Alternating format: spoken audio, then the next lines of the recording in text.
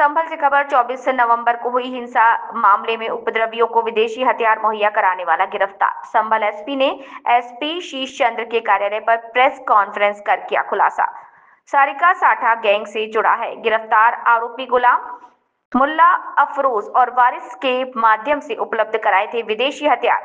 जामा मस्जिद के सर्वे के दौरान पुलिस और अधिवक्ता विष्णु शंकर जैन को मारने की थी प्लानिंग।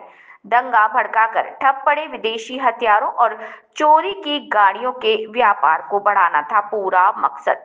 पुलिस के मुताबिक आरोपी गुलाम के रहे हैं संभल के पूर्व सांसद स्वर्गीय डॉक्टर शफीकुर रहमान वर्ग से संबंध। आरोपी गुलाम को हासिल था राजनैतिक संरक्षण। पुलिस ने आरोपी गुलाम से बरामद किए विदेशी हथियार और कारतूस। एसपी संभल कृष्ण कुमार बिश्नोई ने किया खुलासा।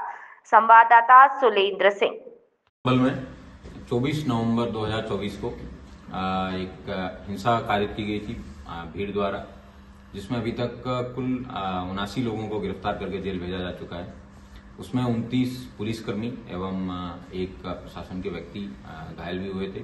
कई लोगों को गोली भी लगी थी, उसमें घायल हुए थे।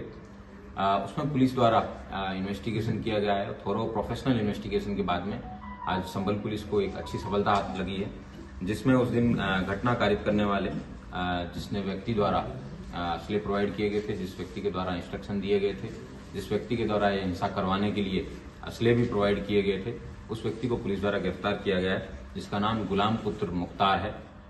ये मोहल्ला दीपासराय नखासा का रहने वाला है। इस व्यक्ति को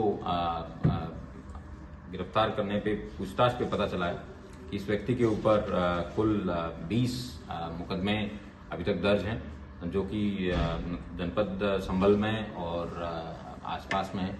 इसकी लंबी क्रिमिनल हिस्ट्री दिल्ली और एनसीआर के अन्य जगहों पर भी हो सकती है, उसका भी पुलिस द्वारा खंगाला जा रहा है। इसके द्वारा बताया गया कि पूछताछ में 23 तारीख को इसने अपने बॉस सारिक साठा से बात की थी।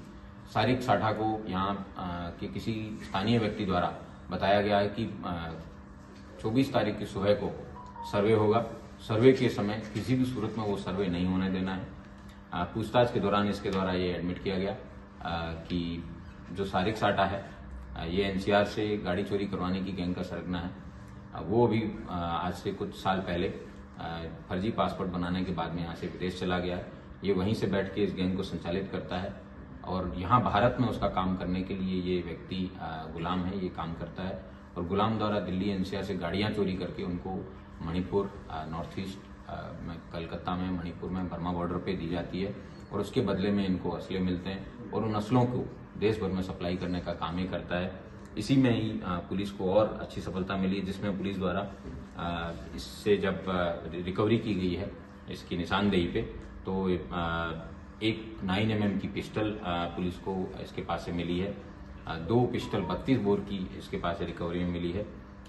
1 अदद मैगजीन मिली है। 5 9mm के जिंदा कारतूस इसके पास से मिले हैं।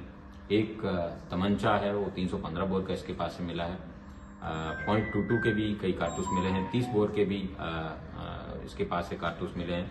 और उससे भी ज्यादा बड़ी चौंकाने वाले तथ्य ये हैं कि इसके पास से एक BO-06 डायनामिक नोबेल एटकिन गेल्सल साफ्ट थ्राइसडॉर्फ जर्मनी लिखा हुआ एक बॉक्स मिला है, जिसमें उसके 12 बोर के 20 कारतूस मिले हैं, जबकि उस बॉक्स पे 12 बोर के 7 कारतूस मिले हैं, जबकि उस बॉक्स पे लिखा है 20 कारतूस का। इसका मतलब इसने 13 कारतूस कहीं अन्य जगहों पे इसने प्रयोग भी किए हो सकते हैं।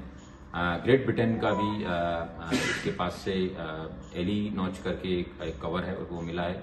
और मेड इन इंडिया की पैंदी के इसके 12 के AF के और चेकोस्लोवाकिया के बने हुए इसके पास मेड इन चेकोस्लोवाकिया के भी कारतूस हैं वो मिले हैं। इससे पता चलता है कि किस तरीके से इंटरनेशनली जो कारतूस हैं वो इसके पास ये यूज करता था।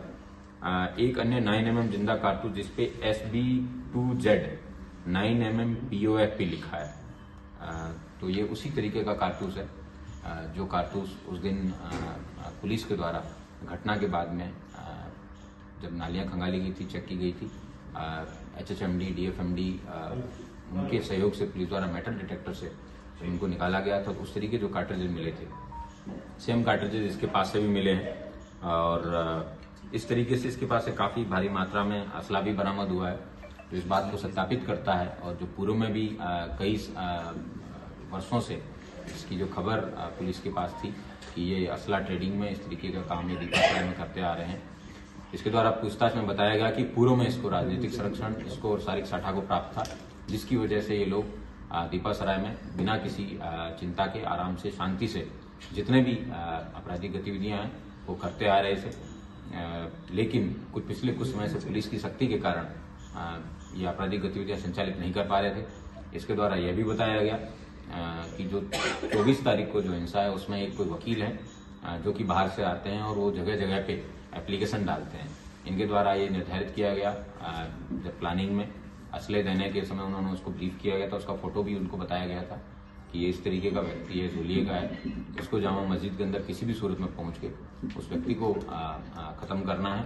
उससे देश भर के अंदर हिंसा फैलेगी और ये लोग जो हैं देश भर में दुनिया भर में फेमस हो जाएंगे। इनकी ये इन्होंने इस बात को एडमिट भी किया है कि जो इनके द्वारा बताया गया है, जिसमें इन्होंने कि जो मस्जिद है ये करीबन 500 साल पहले इसने एडमिट किया कि 500 साल पहले मस्जिद बनी है और ये हमारे पूर्वज बाबर की निशानी है और इसका रक्षा करना हमारा धर्म है। और हमने ठान लिया था, हमारे नेताओं ने भी हमें बताया था कि किसी भी सूरत में सर्वे नहीं होने देना है। और अगर जो भी व्यक्ति जो बीच में आता है, इन्होंने जब पुलिस द्वारा जिसमें stun grenade, chilli grenade, rubber pellets, rubber bullets और टीयर स्मोक की कई सारे जब एक साथ फायर किए गए थे उस धुएं की आड़ में और पूर्व में इन्हीं दंगाइयों द्वारा जब वो सीसीटीवी तोड़े गए थे उसका लाभ प्राप्त करते हुए इन्होंने अंधाधुंध फायरिंग की। उसमें 4 लोगों की डेथ हुई थी और पुलिस के भी कई लोगों को इनकी गोलियां लगी थी। इन चारों लोगों की हत्या के मेन कंस्पिरेटर के रूप में इस गुलाम को पुलिस द्वारा गिरफ्तार किया गया है और गिरफ्तार करके आज इसको जेल भेजा जा रहा है। इसकी और मोबाइल में इसने काफ़ी सारा डेटा डिलीट किया है, लेकिन गोल्ड स्मगलिंग और इस तरीके की तमाम चीज़ें हैं उसकी लाभप्रद जानकारी पुलिस को प्राप्त हुई है। लेकिन इसका मोबाइल है वो लैब में भेजा जाएगा, वहाँ से जो भी लाभप्रद सूचना पुलिस को मिलेगी पुलिस उसको इन्वेस्टिगेशन में भी शामिल करेगी। क्या इसके राजनीतिक कनेक्शन है और किसी राजनेता के कहने पर दूसरे राजनेता के बेटे या परिवार के किसी